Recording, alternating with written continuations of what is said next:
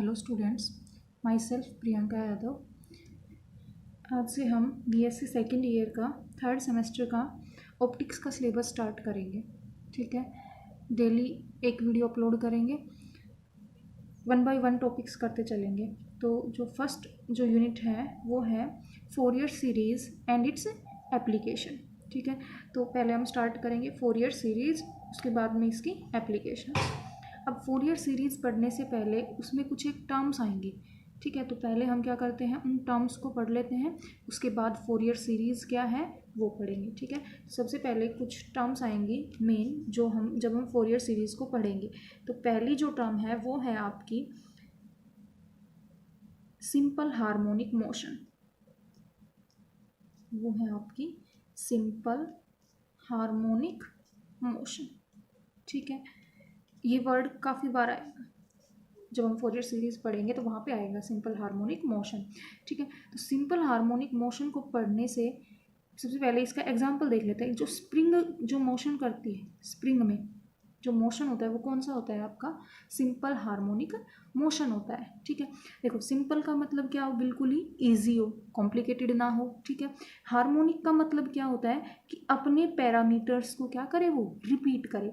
Harmonic का मतलब क्या होता है कि उसके जो पैरामीटर हैं वो क्या हो, रिपीट हो।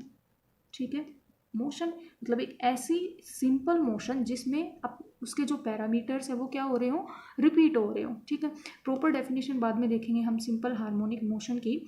उससे पहले सिंपल हार्मोनिक मोशन को स्टडी करने से पहले हम एक पढ़ते हैं पीरियोडिक मोशन।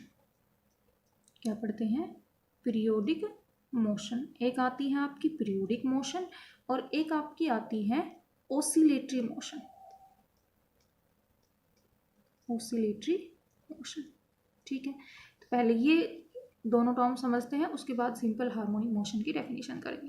देखो पीरियोडिक मोशन क्या है।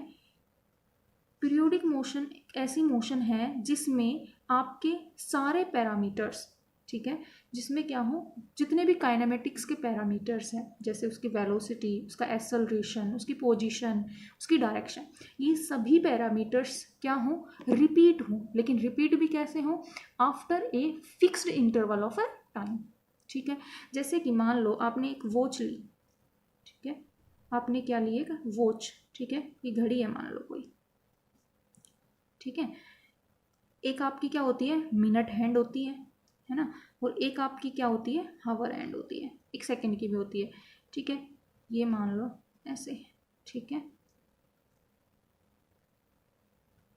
ये आपकी क्या है, एक वॉच है, ये मिनट हैंड है और ये क्या है, आवर, हावर वाली है। ठीक है, तो देखो अब आप क्या करते हो,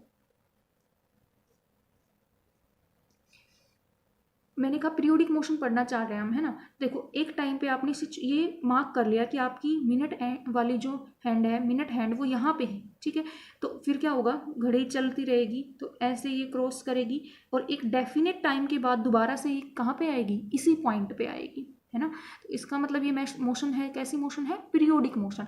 पीरियोडिक मोशन कैसी मोशन हुई, जिसमें आपके देखो इसकी डायरेक्शन भी क्या हुई, दोबारा से उसी डायरेक्शन में आ गया। इसकी मोशन को भी इसने क्या किया, अपनी मोशन को रिपीट किया, और रिपीट भी किस तरीके से किया, एक फिक्स्ड इंटरवल ऑफ टाइम के बाद। ठीक है, तो ये एक एग्जांपल। दूसरा एग्जांपल आप देखो, पीरियोडिक मोशन का अर्थ है मान लो। ठीक है, अर्थ और सन का, ये क्या है आपकी, यहाँ पे आपका क्या है, सन है। ठीक है, और इसके अराउंड क्या कर रही है, अर्थ रिवॉल्व कर रही है। ठीक है, ऐसे है ना, यही है ना। तो देखो एक डेफिनेट टाइम के बाद क्या करे, वो अपने मोशन को रिपीट करे। टाइम पीरियड आपको पता है, कंप्लीट रिवॉल्यूशन का टाइम पीरियड यहाँ पे कितना होता है, 1 ईयर। तो यहाँ पे भी क्या करेगी, अर्थ का मोशन ऐसे मान लो। ठीक है, तो ये क्या करेगी, एक डेफिनेट टाइम इंटरवल के बाद दोबारा से कहाँ पे आएगी, इसी पोजीशन पे, और फिर से अपनी मोशन को क्या करेगी, रिपीट करेगी। अपने सारे काइनेमेटिक्स के पैरामीटर्स को क्या करेगी, ये रिपीट करेगी, और टाइम पीरियड कितना रहेगा, 1 ईयर। तो इसका मतलब पीरियोडिक मोशन की अगर आप डेफिनेशन बात करो पीरियोडिक मोशन की, तो पीरियोडिक मोशन क्या हुआ, जिसमें क्या हो, all the parameters repeats after क्या, a regular time interval, after a regular time interval. यही हुआ ना, एक डेफिनेट टाइम इंटरवल के बाद आपके जो जितने भी काइनेमेटिक्स के पैरामीटर हैं वो सब क्या हो, रिपीट हो। ठीक है, जैसे कि कौन से एग्जाम्पल, जैसे कि आपकी एक्सेलरेशन है, ठीक है, आपकी वेलोसिटी है, और क्या है, जैसे कि आपकी पोजीशन है, ठीक है, पोजीशन है, और क्या हो सकता है, आपकी डायरेक्शन ऑफ मोशन भी, ठीक है, डायरेक्शन ऑफ मोशन। तो ऐसी मोशन को आप क्या नाम दोगे, उस कौन सी मोशन है वो आपकी पीरियोडिक मोशन। ठीक है, और एग्जाम्पल देखते हैं, जैसे कि आपने क्या लिया, मान लो एक ये कोई ऐसा कंटेनर है, ठीक है, कोई ऐसा वाला कंटेनर है, ठीक है, इसके अंदर आपने यहाँ, ये थोड़ा ज़्यादा ही वो है मतलब, ठीक है, इतना डीप ना हो के थोड़ा, तो देखो यहाँ पे कोई अगर बॉल है या कोई भी है, ठीक है, किसी एम मास की, ठीक है, तो वो क्या करेगी, इधर आएगी, यहाँ पे आएगी, इधर मोशन में जाएगी, फिर दोबारा से इधर आएगी। तो इस तरीके से वो यहाँ पे क्या होती रहेगी, रिपीट करती रहेगी अपने सभी पैरामीटर्स को। ठीक है, तो ये भी क्या है, ये कोई भी बॉल है जिसका मास कितना है m, कैसी मोशन हो गई, ये भी आपकी पीरियोडिक मोशन की एक डेफिनेट, मान लो यहाँ पे हो आप इस पॉइंट पे, है ना, यहाँ पे चेक कर रहे हो, तो एक बार ये यहाँ पे ऐसे जाएगी, फिर इधर से फिर आएगी, तो गई फिर से आई, गई फिर से आई, एक डेफिनेट टाइम इंटरवल के बाद, तो ये क्या करेगी, अपनी सभी पैरामीटर्स को रिपीट करेगी। तो ये भी कैसी मोशन हो गई आपकी, पीरियोडिक मोशन। ऐसे ही एक और देखो, ये मान लेते हैं ए बी सी और डी, एक और देखते हैं, मान लो स्प्रिंग है आपकी, है ना, ये स्प्रिंग है, और ठीक है, इससे कोई m मास का कोई ब्लॉक अटैच है। ठीक है, आपने क्या किया, इस मास को क्या किया, स्ट्रेच किया, खींचा और फिर छोड़ दिया। ठीक है, यहाँ तक खींचा मान लो, ठीक है, और फिर से इसको क्या कर दिया, छोड़ दिया, तो आपका क्या होगा, ऐसे ऐसे, यहाँ मान लो यहाँ तक जाएगा ये वापस, आपने यहाँ तक खींचा तो वापस उतना ही जाएगा। तो इस पोजीशन के अराउंड क्या होता रहेगा आपका, टू एंड फ्रो मोशन साथ में, है ना, यहाँ पे क्या होता रहेगा, ये आपका अपने इतने पैरामीटर्स को इस डिस्टेंस में अपने सभी पैरामीटर्स को क्या करेगा, एक डेफिनेट टाइम के बाद रिपीट करेगा। ठीक है, तो ये भी कैसी मोशन है आपकी, पीरियोडिक मोशन। तो ये तो पढ़ी हमने पीरियोडिक मोशन। अब बात करते हैं किसकी, ओसिलेटरी। ओसिलेटरी मोशन क्या होती है, ओसिलेटरी मोशन में आपका क्या होता है, टू एंड फ्रो मोशन। कैसा मोशन होना चाहिए, to and fro, to and fro का मतलब आगे पीछे या लेफ्ट राइट। ठीक है, कैसे मोशन होनी चाहिए, टू एंड फ्रो मोशन, किस पे, on the same path, on the same path. ठीक है, ऑसिलेटरी मोशन क्या कहा हमने कि ऑसिलेटरी मोशन में क्या होनी चाहिए, टू एंड फ्रो मोशन होनी चाहिए उसी पाथ पे। ठीक है, सेम पाथ पे। अब देखते हैं हमने जो 4 एग्जांपल लिए उसमें कौन सी ऑसिलेटरी है और कौन सी ऑसिलेटरी नहीं है। देखो आपने ये वॉच ली, ठीक है, हमने क्या कहा, टू एंड फ्रो मोशन मतलब जिस जगह से वो आए उस जगह से क्या करे, जाए भी। अगर इधर से आई है तो इधर से जानी भी चाहिए, है ना। टू एंड फ्रो का मतलब तो यही है कि यहाँ से अगर आई है तो यहाँ से क्या होनी चाहिए, जानी भी चाहिए। अब देखो एक बार ये जो आपकी मिनट हैंड है, अगर ये यहाँ से चल ऐसे गई तो क्या ये भाई यूँ गई, है ना, तो क्या ये वापस आएगी, नहीं आएगी ना। ये ऐसे इसकी डायरेक्शन ऑफ मोशन क्या रहेगी, हमेशा यही रहेगी। ऐसा तो नहीं होगा ना कि जैसे ये इधर चल रही है, कैसी डायरेक्शन, ये क्लॉकवाइज, तो ये एंटी क्लॉकवाइज तो नहीं चलेगी। तो इसका मतलब ये कैसी मोशन नहीं है, ऑसिलेटरी मोशन नहीं है। ये कैसी मोशन है आपकी, पीरियोडिक मोशन। इसी तरह से अर्थ का, हमेशा अर्थ कैसे रिवॉल्व करेगी, सन के अराउंड ऐसे ही रिवॉल्व करती रहेगी। ऐसा थोड़ी ना है यूँ टर्न करके उल्टी घूमेगी, नहीं ना। तो इसका मतलब ये भी कैसी है आपकी, केवल पीरियोडिक मोशन, ऑसिलेटरी मोशन नहीं है। ऑसिलेटरी मोशन की कंडीशन क्या है कि सेम पाथ के अराउंड, मान लो आपने ये पाथ चूज किया, तो अगर अर्थ इस डायरेक्शन में अगर गई है, इस पाथ से अगर गई है, तो इस पाथ से क्या आनी चाहिए, वापस भी आनी चाहिए। आएगी कभी वापस नहीं, हमेशा इस साइड से तो क्या करेगी, जाएगी, वापस कभी नहीं आएगी। ठीक है, तो ये इसका मतलब कैसी मोशन नहीं है आपकी, ऑसिलेटरी मोशन नहीं है। ये दोनों कैसी हैं आपकी, केवल पीरियोडिक मोशन है। ठीक है, अब इधर बात करते हैं। देखो ये पीरियोडिक तो था, अब ऑसिलेटरी क्या काम, ने कोई एक पाथ चूज करो भाई। ये किया आपने, देखो आपका ये मास इधर आया, ठीक है, यहाँ पे रुका, फिर इधर गया, फिर वापिस आया, फिर इधर गया। तो देखो एक बार इधर से आया है और एक बार इधर से वापिस गया भी है, तो सेम पाथ के अलोंग आया भी और गया भी, तो क्या हो गई, टू एंड फ्रो मोशन हो गई। तो इसका मतलब ये जो मोशन है ये आपकी कैसी मोशन है, ऑसिलेटरी मोशन। ठीक है। सेम इसमें देखो स्प्रिंग वाले में अगर आपने ये पोजीशन ली तो एक बार मास जो m मास का जो ब्लॉक है वो इधर आया भी और फिर वापस यहाँ से गया भी, तो ये मोशन भी कैसी मोशन है आपकी, ओसिलेटरी मोशन। ठीक है, तो ये दोनों आपकी ओसिलेटरी मोशंस हैं और ये क्या थी आपकी पीरियोडिक मोशन। तो पीरियोडिक मोशन में तो क्या होता है कि एक डेफिनेट टाइम इंटरवल के बाद अपने सभी पैरामीटर्स को क्या करेंगे, रिपीट करेंगे। जबकि आपकी ओसिलेटरी मोशन में क्या है कि टू एंड फ्रो मोशन होनी चाहिए उसी पाथ के लोग, सेम पाथ के लोग, तो आपकी कैसी मोशन होगी, ओसिलेटरी मोशन। ठीक है, हो गई यहाँ तक। अब उसके बाद देखो कुछ बातें निकल के आई हमारे पास, क्या निकल के आई, चाहे मोशन ओसिलेटरी हो चाहे आपकी मोशन क्या हो, पीरियोडिक हो। देखो क्या है मेन बात, फॉर पीरियोडिक, चाहे पीरियोडिक हो,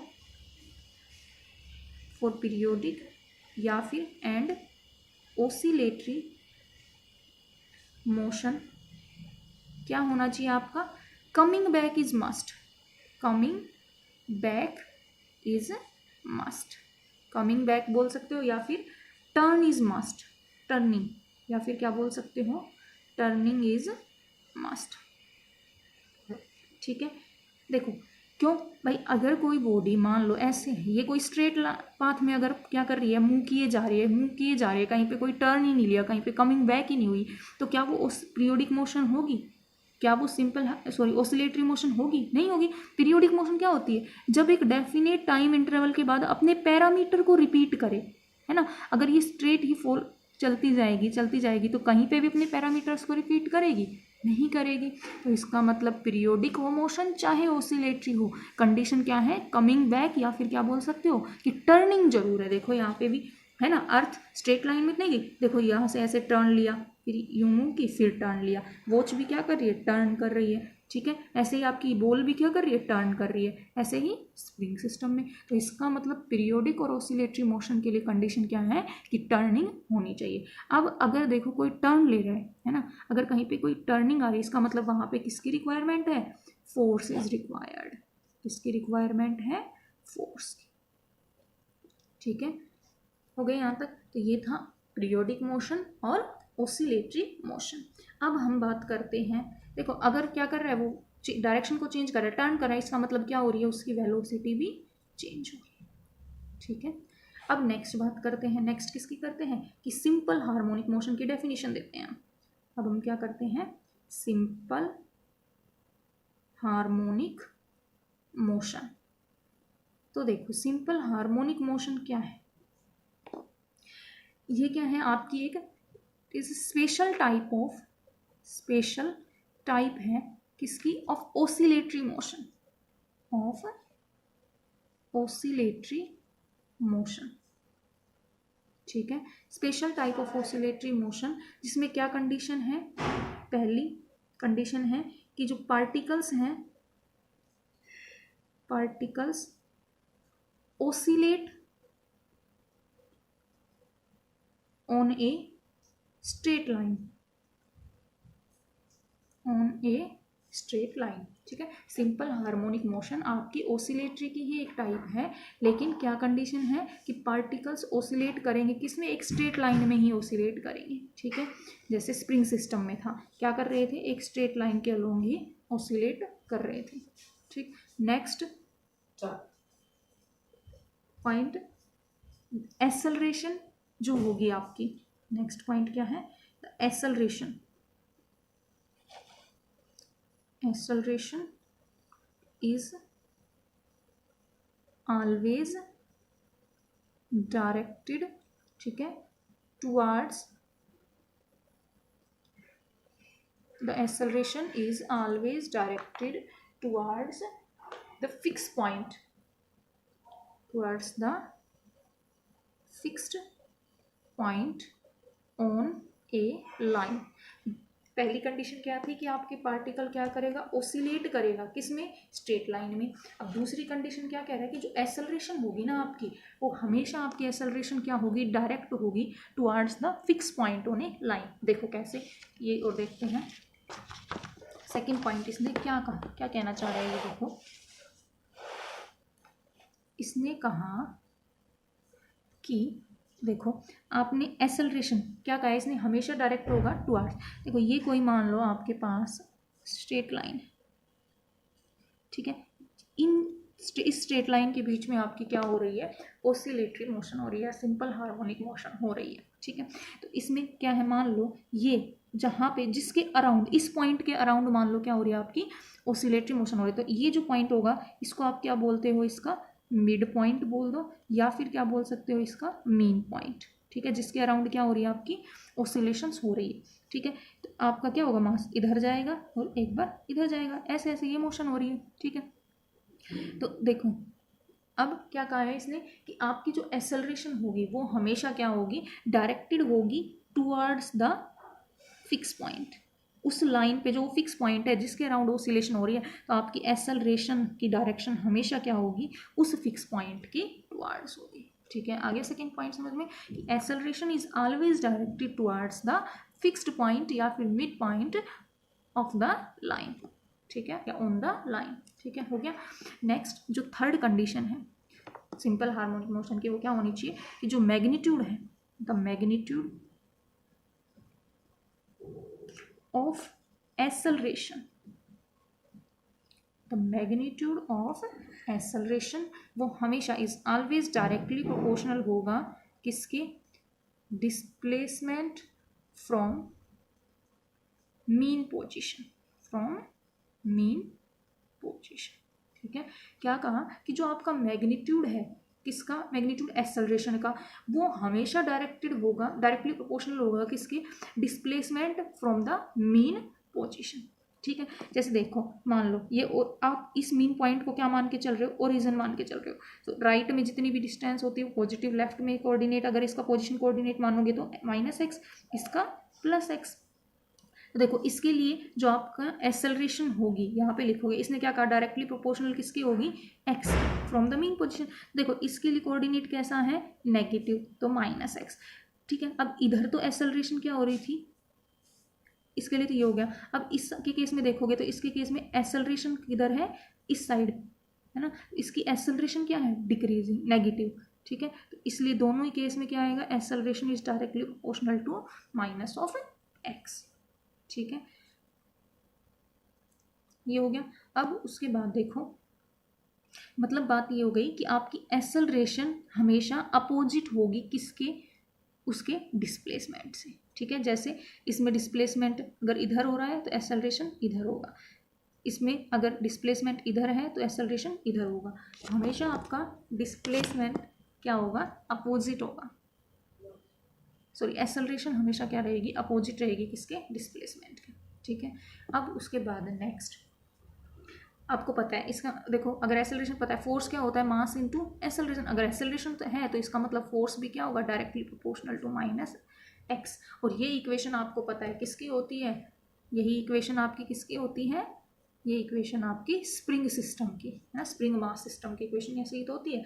इसीलिए ठीक है, सिंपल हार्मोनिक मोशन को आप क्या बोलते हो, लीनियर हार्मोनिक मोशन। और आप इसको किससे रिप्रेजेंट कर सकते हो, फंक्शन से। एक फंक्शन रिप्रेजेंट करते हो सिंपल हार्मोनिक के लिए, या तो साइन फंक्शन से या फिर कोसाइन फंक्शन से, ठीक है। तो लिखते हैं सिंपल, ठीक है। अब तक समझ में आ गया सिंपल हार्मोनिक मोशन के लिए क्या क्या कंडीशंस थी। सबसे पहले बात, सिंपल हार्मोनिक मोशन क्या है, आपकी एक टाइप की ऑसिलेटरी मोशन है, जिसमें क्या हो रहा है कि आपकी कंडीशन है पहली कि ऑसिलेटरी मोशन किस में होना चाहिए, स्ट्रेट लाइन में, ठीक है। सेकंड कि आपकी एक्सेलरेशन हमेशा डायरेक्टेड होगी towards the mean point. Third, आपका जो मैग्नीट्यूड होगा एक्सेलरेशन का वो डायरेक्टली प्रोपोर्शनल होगा displacement from the mean position, ठीक है।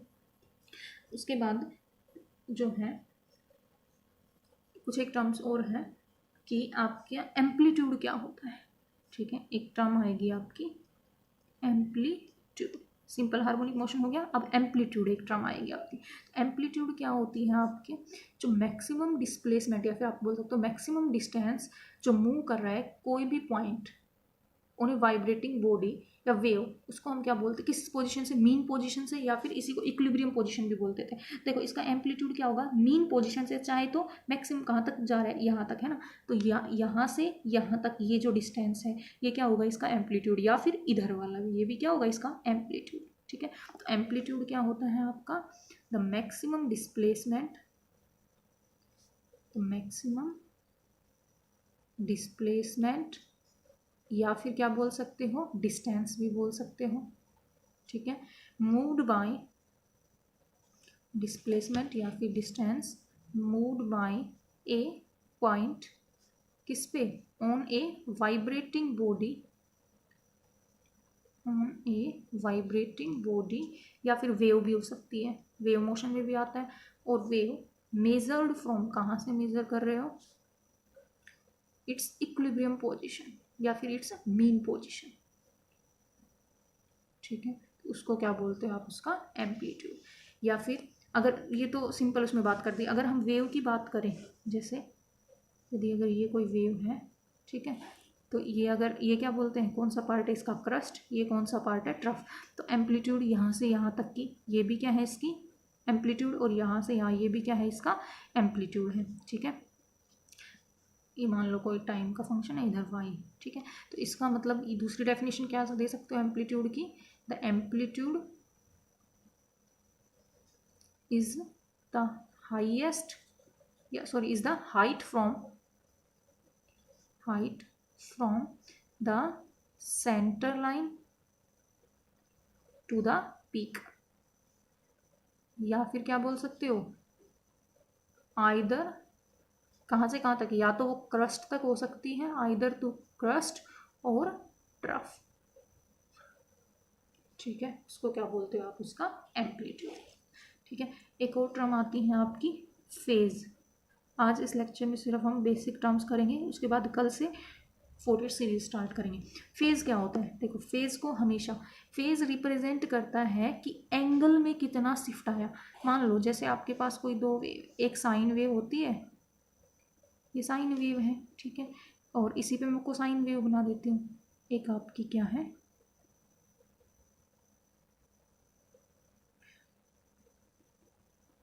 ये आपकी कोसाइन वेव है, ठीक है। ये वाली कौन सी है आपकी साइन वेव, और ये आपकी क्या है कोसाइन वेव।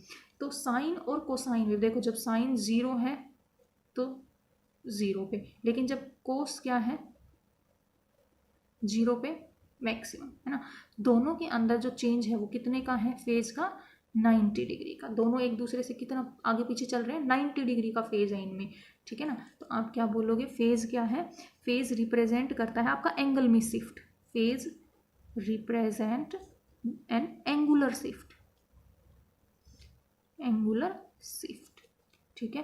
फेज किसको रिप्रेजेंट करता है, क्योंकि देखो जब कोस की वैल्यू जीरो पे क्या है, कोस की वैल्यू जीरो पे कितनी होती है 1, जबकि साइन की वैल्यू 1 कब होती है 90 डिग्री पे। तो दोनों के अंदर जो चेंज है, फेज का जो चेंज है वो कितने डिग्री का है 90 डिग्री का। तो फेज किसको रिप्रेजेंट करता है, angular shift between two waves, ठीक है। एंड किसको, इसको मेजर किस में करते हैं हम, मेजर किया जाता है रेडियन में, या फिर आप कर सकते हो डिग्री में, ठीक है। एक साइन और कोसाइन वेव आपस में कितने फेज से वो होती है, फेज डिफरेंस 90 का, ठीक है। उसके बाद एक और टर्म आती है पाथ डिफरेंस, लास्ट है पाथ डिफरेंस। देखो फेज डिफरेंस तो क्या होता है आपका एंगल में, एंगुलर शिफ्ट, और पाथ डिफरेंस क्या होता है डिस्टेंस, ठीक है। या बोल सकते हो लेंथ के बीच में, ठीक है। वेवलेंथ की टर्म्स में मेजर करते हैं। पाथ डिफरेंस हमेशा वेवलेंथ की टर्म में मेजर किया जाता है, क्योंकि देखो ये जो आपकी ये एक वेव थी, इसकी कॉन्जुगेटिव क्रस्ट और ट्रफ के बीच की ये जो डिस्टेंस होती है, ये क्या कहलाती है, इसकी एक वेवलेंथ, दैट इज लैम्डा, ठीक है। तो हमेशा जब क्या बात करोगे पाथ डिफरेंस, तो पाथ में चेंज कहाँ आएगा, इस डिस्टेंस के अलोंग आएगा। इसका मतलब पाथ डिफरेंस आपका क्या है, it is the actual measurable difference होता है between lengths of path followed by two waves, ठीक है। तो उसको क्या बोलते हो आप, उसका पाथ डिफरेंस, ठीक है। पाथ डिफरेंस ये होता है, एक रिलेशन भी पढ़ा होगा आपने, phase difference is equal to क्या होता है 2 पाई बाई डिवाइडेड बाय क्या होता है उसका पार्ट डिफरेंस। ठीक है, ये बाद में करने की जरूरत होगी तब। तो यहाँ तक आज के वीडियो लेक्चर में हमने क्या पढ़ा, सबसे पहले सिंपल हार्मोनिक मोशन पढ़नी थी हमें, तो उसके लिए हमने सबसे पहले क्या पढ़ा कि भाई सिंपल हार्मोनिक मोशन पढ़ने से लिए हमें पीरियोडिक मोशन पता होना चाहिए। पीरियोडिक मोशन के बाद हमने क्या पढ़ा, ऑसिलेटरी मोशन, फिर हमने सिंपल हार्मोनिक मोशन पढ़ा, उसकी 3 कंडीशंस दी। उसके बाद एम्पलीट्यूड क्या होता है, फेज क्या होता है और पाथ डिफरेंस क्या होता है। फेज में और पाथ डिफरेंस में अंतर क्या है, फेज में जो चेंज होता है वो किस में सिर्फ दिखाता है, एंगल में, जबकि पाथ में जो डिफरेंस होगा वो किस में होता है, लेंथ में डिफरेंस। ठीक है, ओके। बाकी नेक्स्ट कल स्टार्ट करेंगे फोरियर सीरीज़।